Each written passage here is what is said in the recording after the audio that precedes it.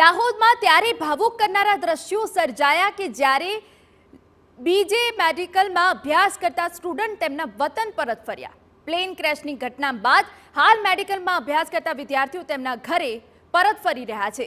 ત્યારે દાહોદના 8 જેટલા વિદ્યાર્થીઓ બસ દ્વારા તેમના વતન પહોંચ્યા, જેમને જોઈ પરિવારજનો ભાવુક થઈ ગયા. દુર્ઘટનાના દિવસે યાદ કરી આજે પણ વિદ્યાર્થીઓના રૂવાડા ઊભા થઈ જાય છે. કેટલાક દુર્ઘટનાની થોડીક ક્ષણો પહેલા મેસમાંથી જમીને બહાર નીકળ્યા અને ત્યાં પ્લેન ક્રેશના સમાચાર મળ્યા.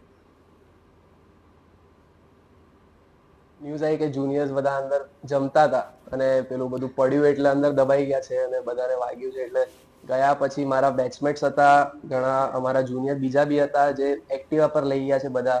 એ લોકોને તરત ઘણાને આમ બ્લીડિંગ થતું હતું, એ કવર કરીને લઈ ગયા. પછી હું પોતે એક મારી કારમાં પેશન્ટ જે ત્યાં કામ કરતા હતા મેસમાં, એમને લઈ ગયા. બધા હોસ્ટેલથી જે બધા મેટ્રેસીસ હોય છે એ લઈને આવ્યા હતા બધા સ્ટુડન્ટ્સ, અને પછી એ મેટ્રેસની અંદર બધા પેશન્ટ્સને લઈને પછી હોસ્પિટલ લઈ ગયા હતા.